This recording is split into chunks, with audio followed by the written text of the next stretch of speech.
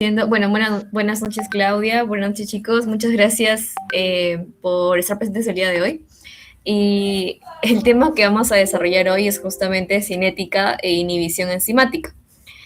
Bien, entonces, cuando seguro han visto en su primera clase de bioquímica, cuando nosotros iniciamos con el tema de enzimas, estas son las moléculas que van a permitir aumentar la velocidad de una reacción.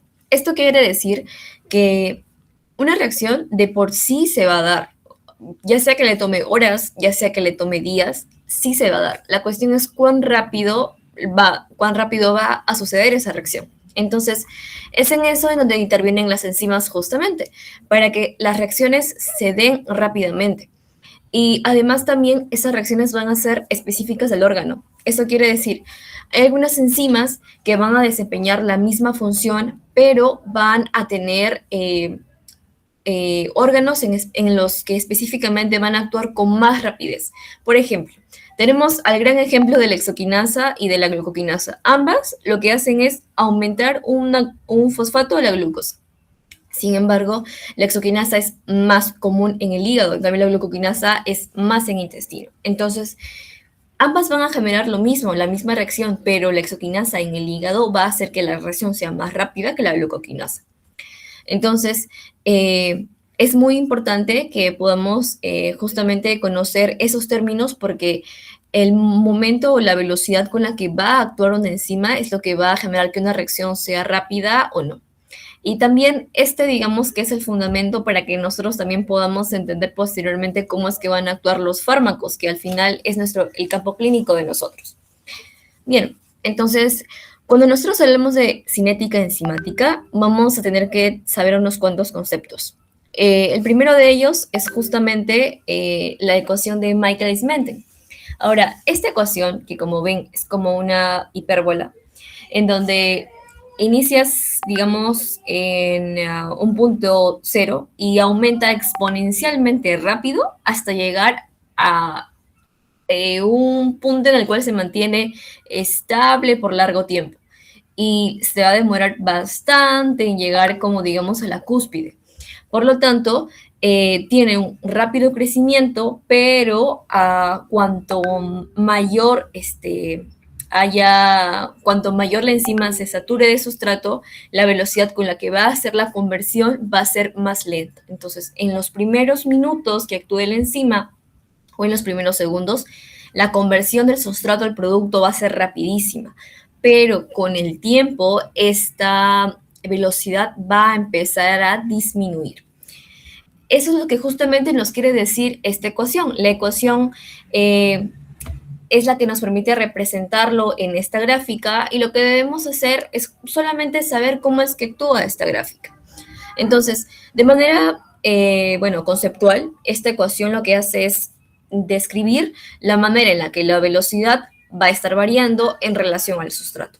Por lo tanto, la velocidad en cualquier parte de este punto va a depender tanto de la velocidad máxima en relación al sustrato entre esta Km, que es justamente la constante de Michaelis-Menten que se va a sumar al sustrato. Entonces, lo que tenemos que ver acá únicamente, ustedes piensen en la ecuación de Michaelis-Menten y tienen que venir a su mente la gráfica de cómo se relaciona la velocidad con la concentración del sustrato. Entonces, nosotros vamos a tener que también tener en cuenta unos términos. Por ejemplo, esta es, digamos, tu velocidad cero, ¿de acuerdo? Cuando esta velocidad aumenta y aproximadamente en este punto se ha alcanzado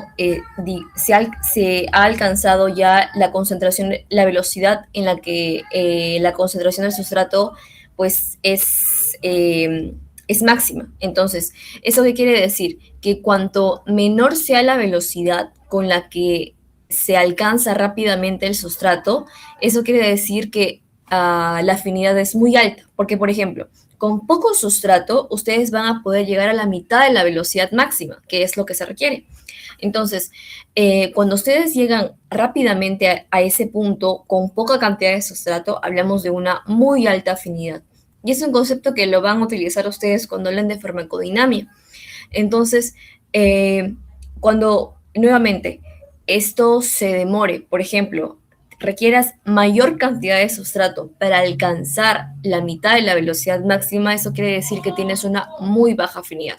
Por lo tanto, cuando la KM es obviamente pequeña, o sea, cuanto más rápido tú llegues a la mitad de la velocidad máxima, eso quiere decir que tú tienes muy alta afinidad. En cambio, cuando la KM es alta, o sea, es mucho mayor, digamos que está por acá, vas a necesitar mayor cantidad de sustrato para alcanzar la misma velocidad, mitad de la velocidad máxima.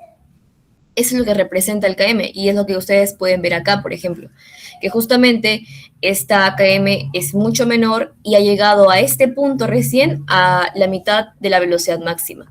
En cambio, esta con una menor afinidad para el sustrato ha logrado que necesite más cantidades de, no sé, por ejemplo, glucosa para que pueda llegar a la velocidad, a la mitad de la velocidad máxima. Porque lo que nosotros queremos en una reacción es que la reacción sea rápida y convierta todo el sustrato en producto. Bien, entonces la velocidad va también a ser muy dependiente de, por ejemplo, la concentración de la enzima. Obviamente, si hay una mayor cantidad de enzima, pues mucho más rápido se va a dar la velocidad de la reacción, ¿verdad? Porque va a haber varias enzimitas que están convirtiendo estos sustratos en los productos. Y obviamente esta velocidad con la que van a actuar pues va a ser muchísimo más rápida. Ahora, aquí también se habla de orden de reacciones. Por ejemplo, cuando nosotros tenemos en cuenta que la reacción es, por ejemplo, de un orden cero, es cuando esta velocidad se va a, digamos que estamos en este punto, que es independiente del sustrato, o sea, que se va hacia arriba.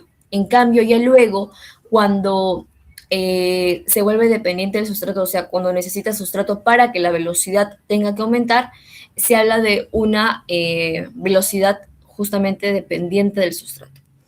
Entonces, va a haber, digamos, estos puntos, ¿no? En los cuales tienes tú la concentración del sustrato, necesitas llegar a esta velocidad y vemos que acá es bastante rápido, como se pueden dar cuenta. El crecimiento es exponencial. Aquí ya va empezando a disminuir la velocidad con la que actúa hasta que finalmente a partir del punto B, cuando ya estamos pasando la mitad de la velocidad máxima, ya se empieza a reducir la velocidad con la que va a estar actuando esta enzima. Entonces, esos son los puntos importantes. Aquí es rápido, aquí digamos que es mínimamente rápido y aquí ya es lento, porque el crecimiento exponencial pues ya bajó. Eso es con la ecuación de Michaelis-Menten. Ahora vamos con la ecuación justamente de Lineweaver-Bark. Ahora, Lineweaver-Bark nos permite hablar de los inhibidores, es decir, aquellos en los que ustedes van a ver que, por ejemplo, van a tratar de reducir la velocidad máxima de aumento, porque ese es el fin, de que una enzima no trabaje, o sea, de que venga otra molécula parecida a la enzima, otra molécula que se parece al sustrato, actúa en el sitio activo, o por ejemplo, en el sitio alostérico, y la velocidad máxima de la enzima disminuye. Y por lo tanto, el tiempo que le va a llevar a la enzima realizar esa reacción, pues va a ser lenta. Entonces acá se habla de un gráfico justamente lineal.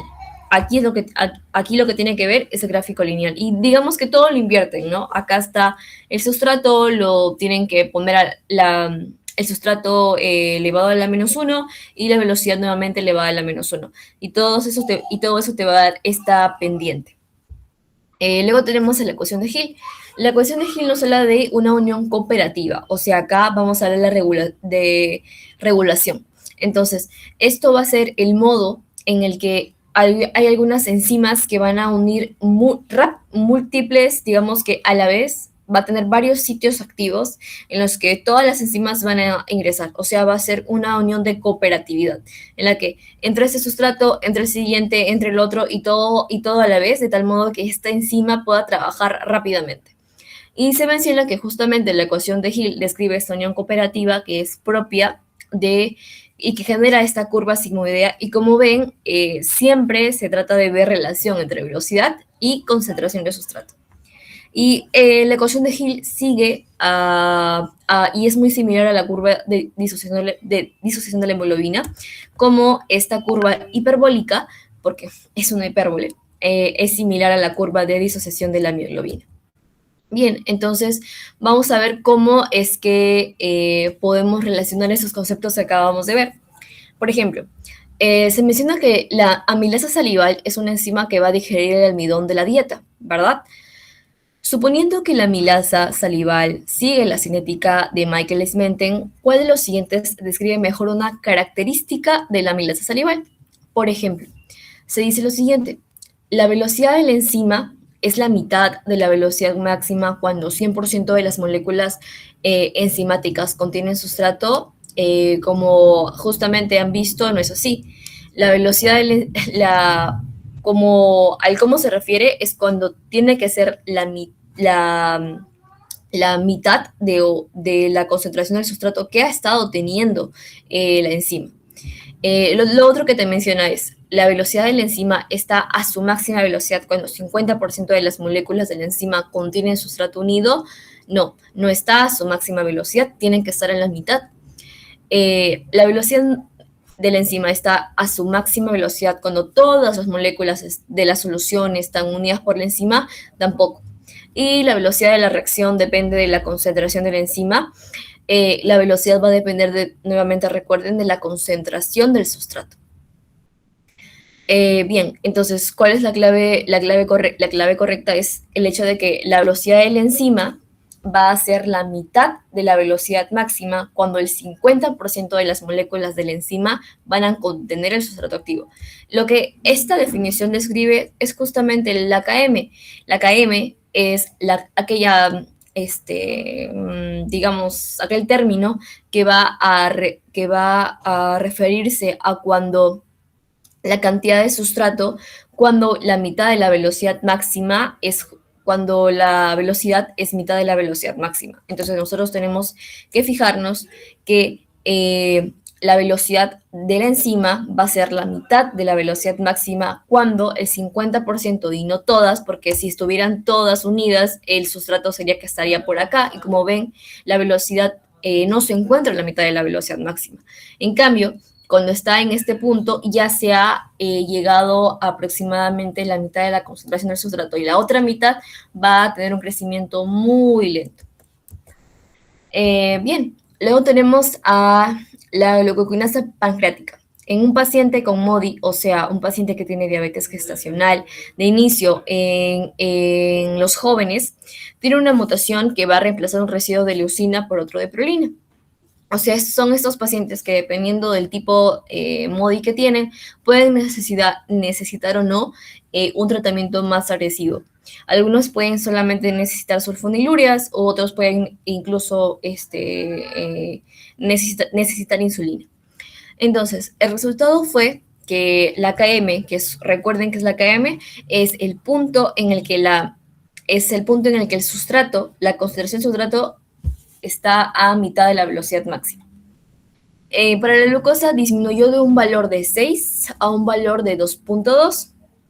Como ven, lo redujo bastante, ¿verdad? Y la velocidad máxima cambió de 93 a 0.2 de proteína. Entonces, ¿cuál de los siguientes incisos o conceptos van a describir mejor la glucokinasa del paciente en comparación con una enzima normal?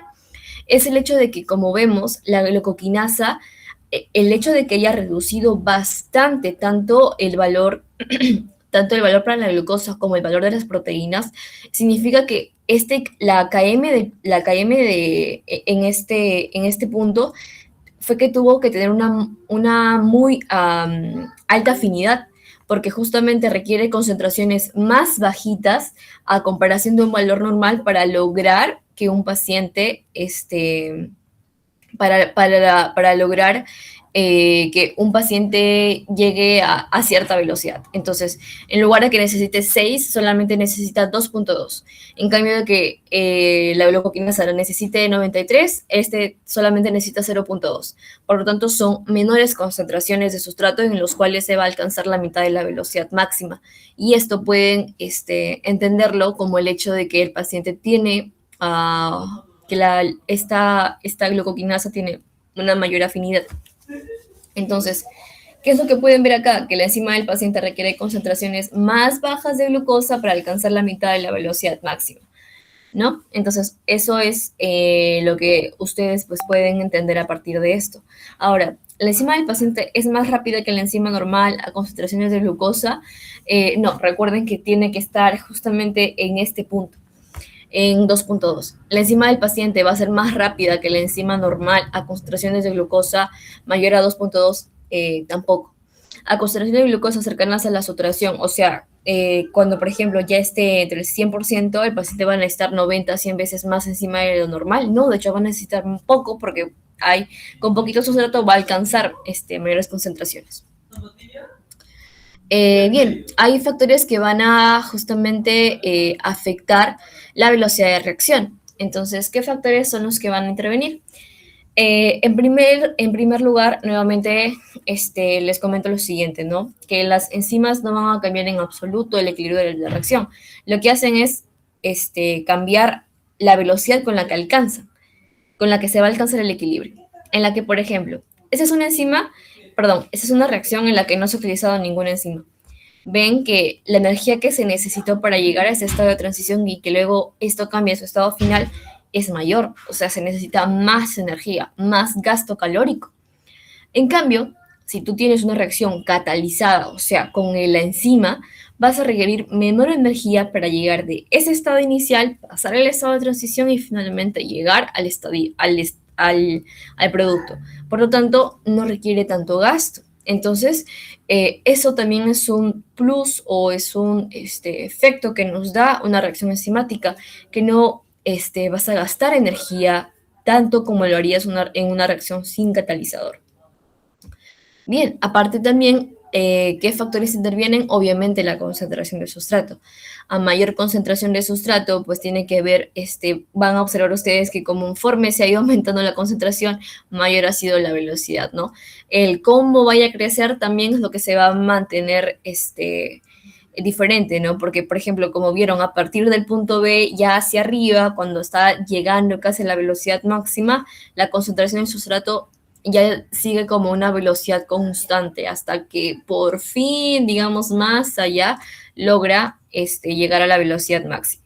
Pero esto a partir de este punto ya el crecimiento es muy lento. También hay un pH óptimo que depende de cada enzima. Por ejemplo, la pepsina.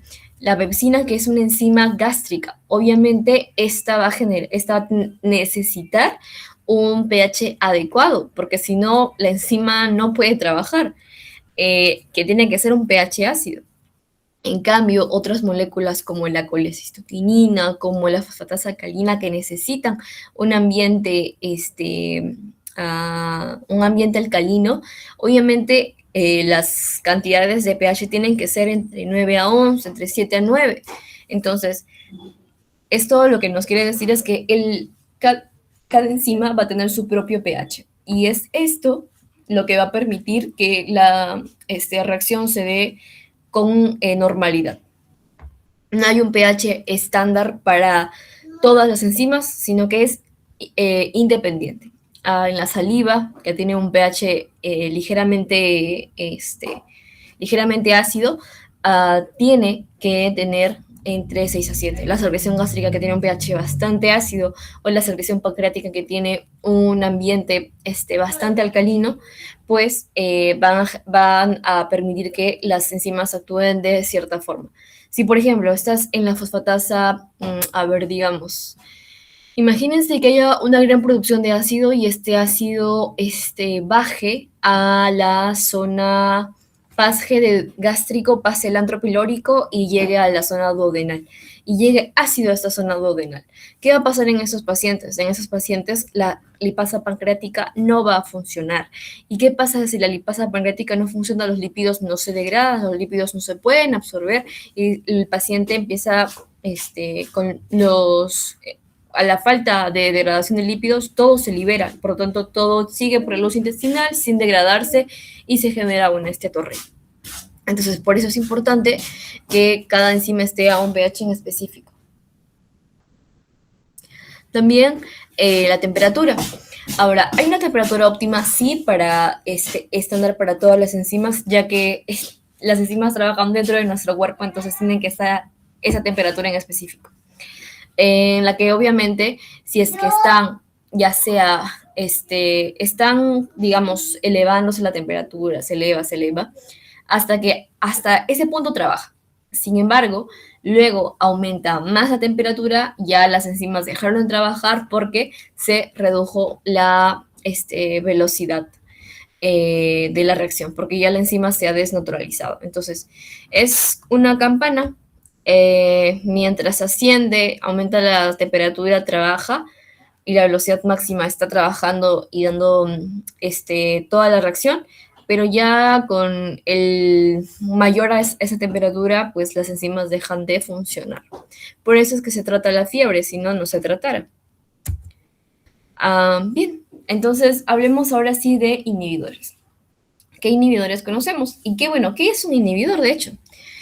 Bien, entonces los inhibidores son estas sustancias que disminuyen la velocidad de reacción. Por lo tanto, de una reacción que te duraba, no sé, minutos, esta reacción te empieza a durar horas. Y esto es si es que se llega a dar la reacción, porque hay reacciones que ya no se van a poder dar. Porque fue tanta la inhibición que al final los sitios de la enzima se modificaron y al final ya no se pudo terminar la reacción. Entonces tenemos nosotros dos inhibidores o dos clases de inhibición. Una inhibición reversible y una inhibición irreversible. La inhibición reversible es cuando reversible, su mismo nombre lo dice, ¿no? Puedes revertir la reacción y cambiando ciertos aspectos, ¿no? En alguna puedes aumentar el sustrato, en alguno puedes solamente separar al inhibidor. Hay maneras en las que puedes revertir. Pero la irreversible, esa ya es imposible. ¿Por qué? Porque la reversible lo que hace solamente son formar uniones no covalentes. Por ejemplo, uniones de de débil enlace. Por ejemplo, los puentes de hidrógeno son débiles. Entonces, la unión de Van der Waals también son leves, o sea, son débiles uniones. Por lo tanto, va a ser fácil para que solamente, ya sea aumentando el sustrato, ya sea separando al inhibidor, el paciente, la enzima, ya se pueda realizar su acción normalmente. En cambio, en una irreversible, en donde se forman enlaces de alta energía, como es la unión covalente, en la que ya sea que se forme acilación o acetilación, esto ya es muy irreversible, no se puede recuperar. No hay manera de que tú, aumentando el sustrato, puedas revertir esa acción. Solamente se va, digamos, que a revertir, y no es que se revierta, sino que se acaba la vida media de ese inhibidor que la enzima vuelve a actuar con normalidad. Pero hasta que ese inhibidor no acabe su vida media, pues esa enzima va a seguir irreversiblemente, su acción ya no va a poder darse. Bien, dentro de los reversibles tenemos tres tipos: competitivo, no competitivo y acompetitivo. Competitivo porque justamente tanto el sustrato como el inhibidor competitivo forman parte o son iguales, o sea, y tienen la misma estructura que va a permitir que se unan al sitio activo de la enzima. Por lo tanto, lo que van a generar es que la KM aumente. ¿Por qué la KM aumenta? ¿Recuerdan por qué era la KM en la que, digamos, está asociada con la afinidad? Cuando ustedes tienen bastante inhibidor competitivo, se va a reducir la afinidad por el sustrato. Y como se reduce la afinidad por el sustrato, va a ser más difícil llegar a la mitad de la velocidad máxima y por lo tanto vas a necesitar más sustrato para recién llegar a la mitad de la velocidad máxima. Por lo tanto, la KM aumenta. La velocidad máxima no cambia en absoluto porque sigue manteniéndose estable esta gráfica que ustedes han podido ver aquí. Sin embargo, la KM sí va a aumentar porque tú vas a necesitar más cantidad de sustrato para recién llegar a esta velocidad. Bien, entonces, ¿qué es lo que cambia Por lo tanto, tú lo que tienes que hacer para que se pierda la acción de la inhibición y se recupere la afinidad por el sustrato, obviamente es darle más sustrato. Si tú al paciente le das más sustrato, va a volver la afinidad, digamos, a la molécula que sí debe estar unida a la enzima y pues se revierte el efecto del inhibidor competitivo. Por lo tanto, digamos que es más fácil. Uno de los ejemplos de inhibición competitiva vamos a ver en las estatinas. Las estatinas son estos inhibidores competitivos de la hidroximetilglutaril coenzima reductasa, en la que esta estatina se parece justamente a cómo actúa este hidroximetilglutaril, que es justamente el sustrato, se queda en ese lugar y la estatina como que lo empuja, o sea, ya no va acá, porque como ven, esta parte de acá es bien similar a como es aquí, ¿cierto? Entonces, esta similitud estructural hace que esta estatina funcione como un inhibidor competitivo. Por lo tanto, la forma en la que tú podrías revertir la acción de la estatina es comiendo o teniendo mayor cantidad de lípidos en sangre. Entonces, las estatinas en algún punto dejan de trabajar si es que tú no cambias tu dieta. Por lo tanto, aparte de la terapia farmacológica para la dislipidemia, aparte de tratarlo con estatinas, que va a impedir que los lípidos estén acá, es cambiando la dieta para que así haya menos sustrato y haya menos posibilidad de que la hidroximetilglutaril pues llegue a convertir todo a lípidos. Entonces, y así se puede reducir los lípidos en sangre. Porque si tú sigues comiendo igual o el paciente sigue comiendo igual, la misma cantidad de lípidos va a llegar a generar que el sustrato, en este caso la enzima, aumente la afinidad por ese sustrato y al final se convierta todo en lípidos y por lo tanto las estatinas ya no actúen. Entonces es muy importante conocer esto para justamente tratar una enfermedad que es tan prevalente ahora como es la dislipidemia. Bien, entonces hablemos ahora de los inhibidores no competitivos. Estos, obviamente, al ser, su misma palabra lo dice quizá, ¿no? No competitivo. No puedan competir, pero ¿por qué no compiten? Porque justamente no son iguales. Entonces, como no son iguales, no hay manera de que se pueda unir al sitio activo. Por lo tanto, ¿dónde se une? En otro sitio, exacto, en un sitio alostérico. Recién allí se va a unir este inhibidor no competitivo.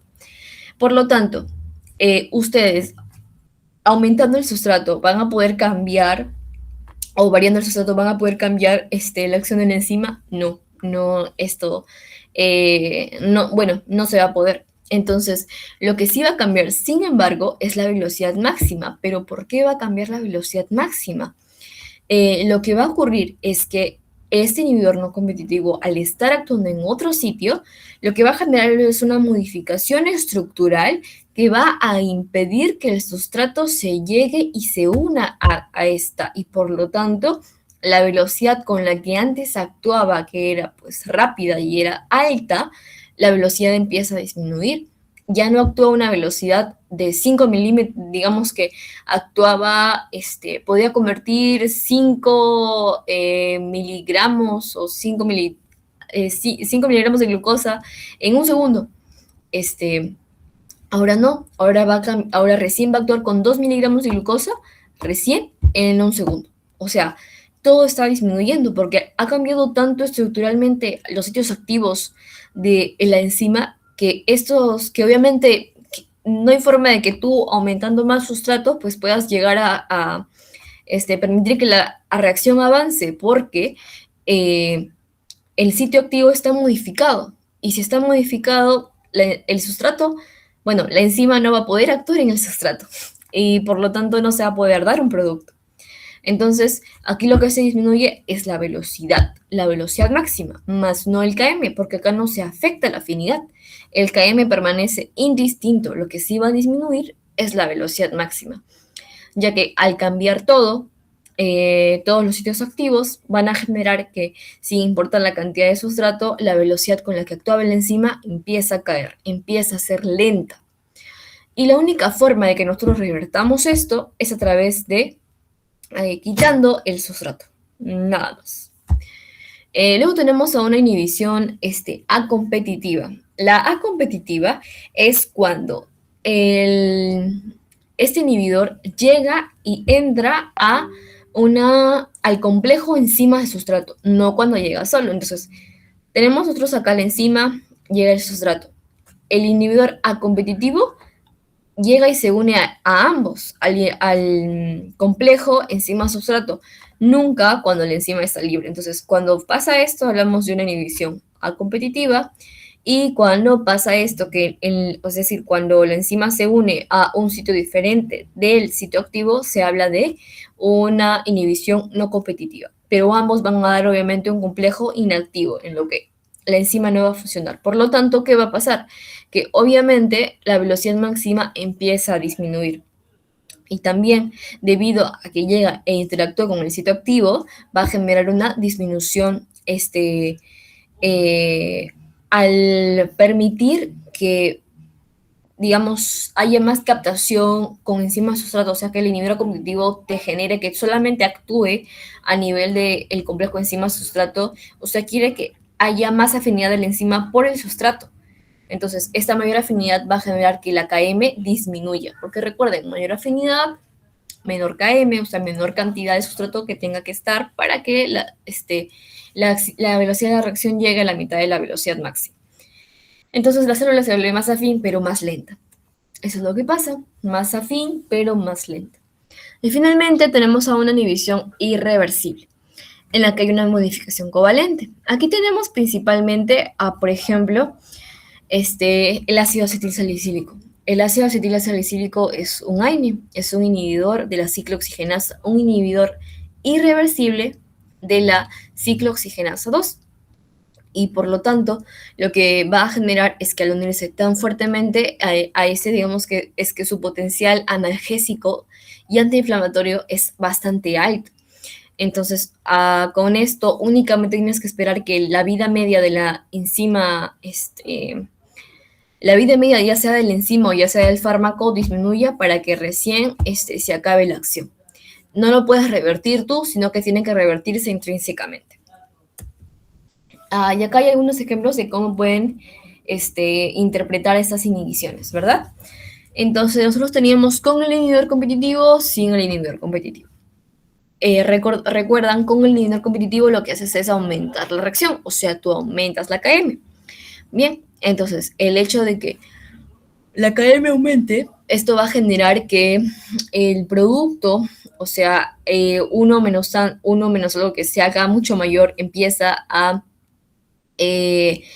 tener valores pequeños, y como es negativo, pues se va más hacia la derecha. Esta curvita, esta pendiente se va más hacia la derecha. Y además, obviamente, el hecho de que se vaya justamente más hacia la derecha y que la velocidad máxima no se mantenga igual, vemos que van a tener esto. Entonces, la velocidad máxima, recuerden, es siempre la misma. Lo único que va a ocurrir con esta ecuación lineal es que la recta se desplace hacia la derecha y haya una inclinación. Con el inhibidor no competitivo no se modifica la Km, recuerden, no se modifica. Lo que sí se modifica es la velocidad con la que actúa la reacción, en donde con el inhibidor la velocidad con la que trabaja la enzima se reduce. ¿Y cómo se reduce? Pues vamos a ver que entre la velocidad máxima, al estar esta disminuida, pues con el inhibidor competitivo esto tiende a aumentar. Entonces la gráfica se va y la Km no varía, por lo tanto la gráfica empieza a ir y se desplaza hacia arriba. Entonces, con el inhibidor competitivo se desplaza hacia la derecha, con el inhibidor no competitivo se desplaza hacia arriba. Bien, entonces nosotros tenemos lo siguiente. Se desarrolla un antibiótico que es un análogo estructural cercano de un sustrato de una enzima que participa en la síntesis. Esta unión reduce la actividad enzimática, pero tal actividad se puede restablecer si es que se agrega más sustrato. La unión del antibiótico con la enzima no es mediante un enlace covalente y la enzima no altera la estructura del antibiótico. ¿Cuál de los siguientes describe mejor a este antibiótico? Análogo estructural, Si se agrega más sustrato, se puede restablecer la actividad normal de la enzima. ¿De qué hablamos? De un inhibidor competitivo. Bien, el metanol es convertido por la alcohol deshidrogenasa a justamente formaldehído o a formaldehído. Entonces, ese es un compuesto que es altamente tóxico para los humanos. Los pacientes que han ingerido niveles tóxicos de metanol a veces se someten a tratamiento con etanol porque el metanol es tóxico. El etanol también, pero en menor cantidad que el otro, para inhibir la oxidación del metanol por la alcohol deshidrogenasa. Entonces, ¿cuáles de los siguientes incisos provee un mejor o un argumento más lógico para ese tratamiento? El hecho de que digamos que el etanol y el metanol tienen similitud estructural, eso es lo importante, eso quiere decir que a nivel de la enzima alcohol deshidrogenasa, que cuando tú le aumentes más metanol, esperas que compita con el etanol por el sitio activo y por lo tanto la afinidad de la enzima por el metanol disminuya. Y como disminuye, aumenta Km. Y esta enzima alcohol deshidrogenasa empieza a actuar mejor con el metanol y con el etanol, el cual no produce metabolitos tan tóxicos como si lo hacía el metanol. Ese es el porqué. Funciona como un inhibidor competitivo. Por lo tanto, si tú, nuevamente, lo mismo que con las estatinas, si tú al paciente le sigues dando alcohol, la enzima va a volver a tener afinidad por el metanol y ya no por el etanol. Entonces, lo mejor que tienes que hacer es darle solamente etanol para que evite esa afinidad. Bien, y finalmente vamos a terminar con regulación alostérica, que es poquito y ahí termina. Entonces, cuando nosotros hablamos de regulación alostérica, hablamos de dos efectores. Ahora, ¿pero qué es un efector en primer lugar? Estos reguladores son moléculas que se llaman efectores, es decir, que se unen a un sitio diferente del sitio activo, pero de manera no covalente. Nuevamente, eso es lo importante acá, que no se unan de manera covalente. Entonces, hay efectores homotropos en las que, por ejemplo, el mismo sustrato va a actuar en sí mismo como un efector. Por ejemplo, digamos que en esta reacción de la fosfofructoquinasa, quieres que la fructosa y fosfato se fosforile nuevamente a una F16 difosfato, ¿no? A una fructosa 1,6 difosfato. Lo que tú deseas hacer es que haya una mayor conversión y va a haber, cuando hay mayor cantidad de sustrato, va a generar que la enzima inhiba lo anterior. Por lo tanto, el mismo sustrato, digamos, va a actuar como un regulador. Por ejemplo, si durante la reacción se formó bastante digamos, durante la reacción se formó bastante ATP. Este ATP obviamente va a permitir la reacción, pero la formación de mayor cantidad de ADP va a inhibir nuevamente como una regulación, como una una regulación de retroalimentación. Por lo tanto, tú tienes a mayor cantidad de algunos sustratos que se están formando, pero tienes que regularlos. Entonces, lo que tienes que hacer es inhibes la reacción. Tienes mucho sustrato, inhibes la reacción que va a permitir actuar la fosfofructoquinasa a través del ADP. Otras, por ejemplo, que van a permitir más también es el AMP o el ADP. Y las que van a inhibir, obviamente, va a ser tanto el ATP como el citrato. Entonces, al haber bastante acción de mayor cantidad de producto, va a llegar y va a decir, bueno, hay bastante, tienes que detenerte y por lo tanto la enzima empieza a ejercer su acción. Eso se habla cuando el sustrato en sí mismo sirve como un efector. En la unión, obviamente, de moléculas de sustrato a un sitio de la enzima mejora la actividad catalítica de los otros. Pero también tenemos a los efectores heterótropos, es decir, que el efector es muy diferente del sustrato, ¿no? La unión del efector va a modificar la actividad catalítica total. Entonces, estas nos siguen nuevamente la cinética de Michaelis-Menten. Si no recuerdan recuerdan la ecuación de Hill, eso hacen, ¿no? La curva sigmoidea. Siguen esta curva en la enzima alostérica. en la que nuevamente la concentración de sustrato está baja, la actividad o la velocidad nuevamente asciende con lentitud, hay un punto en el que esto aumenta y finalmente un punto en el que se vuelve estable. Un efector positivo, ¿qué quiere decir? Un efector positivo hace que positivamente actúe la enzima, o sea, que mejore su afinidad y por lo tanto aumente su velocidad máxima, o sea, la vuelva a una enzima muy buena. En cambio, un efector negativo va a hacer que la enzima pierda afinidad por su sustrato y por lo tanto disminuye la velocidad máxima. Entonces, vamos a ver que la mayoría de las enzimas actúan solitas como enzimas limitantes de la reacción, en la que, por ejemplo, esta fosfofructoquinasa ve que ha formado mucho sustrato, solita se autolimita y por lo tanto ya empieza a evitar ejercer su acción. Y, por ejemplo, se va más hacia otras vías, siguen otras vías de glucosa, ¿no? Y bueno, aparte de que haya esto, que es la regulación alostérica, que es no covalente, también tenemos la modificación covalente. La modificación covalente es la adición o eliminación ya de grupos, de grupos fosfato de los residuos de serina, adrenina o tirosina al nivel de la enzima. Al nivel de la enzima. Pueden haber varios. La proteína quinasa que va a generar que esto se convierta justamente en aumentar la cantidad de fosfato o una fosfatasa que lo retira. Entonces, hay varias enzimas que actúan así, las fosforilasas, la fosforilasa quinasa, la glucoquinasa, o la proteína fosfatasa, o específicamente en la vía de la gluconeogénesis, la glucogenosintasa. Entonces, son todas esas enzimas las que van a permitir que haya un intercambio entre fosfato para ya sea añadir mediante quinasas o ya sea disminuir o quitar mediante fosfatasas. La síntesis de enzimas, que hablamos aquí ya de inductores, esto actúa más a nivel de ADN y por lo tanto esto ocurre en días. Entonces esto es muy lento, en donde va a haber coactivadores y también van a haber represores, ¿no? Algunos factores de transcripción van a permitir coactivar una mayor síntesis de estos genes y por lo tanto se forma mayor cantidad de metabolitos o hay correpresores que van a evitar la formación de estos. Digamos que los que actúan así principalmente son los glucocorticoides. Los glucocorticoides son unos muy buenos reguladores enzimáticos en los que llegan justamente a esta zona y van a permitir la coactivación de genes que son antiinflamatorios y reducir o inhibir específicamente a los genes que son eh, inflamatorios como el NK beta.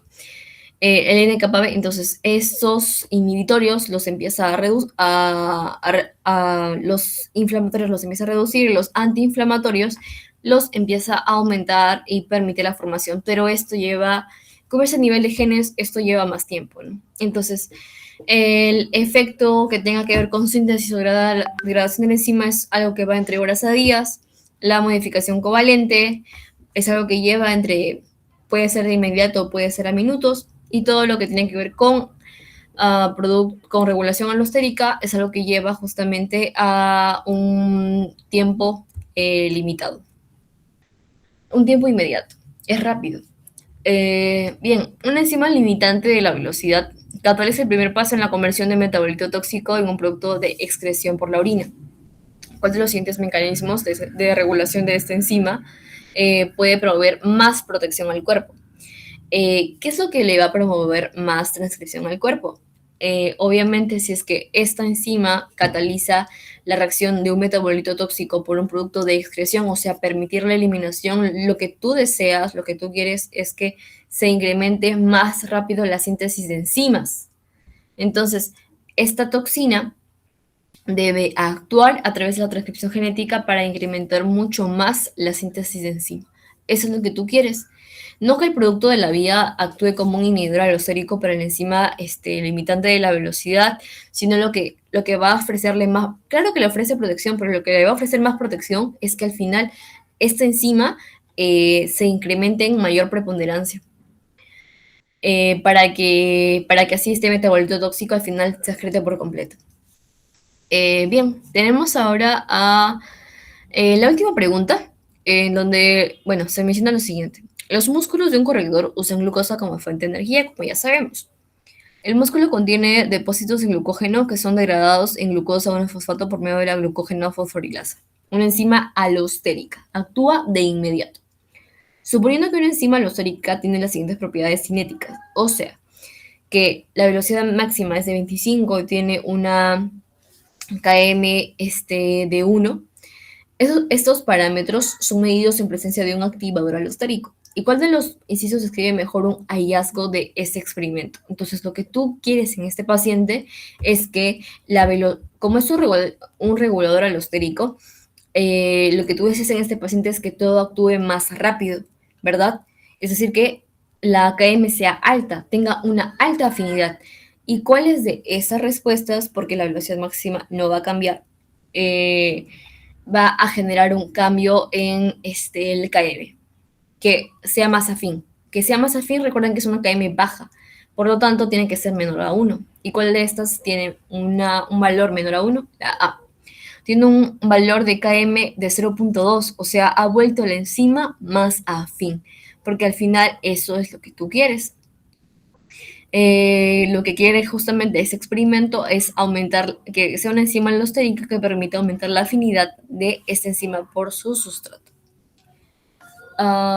Bueno, sí estaba presentando, entonces creo que eso sería todo, chicos.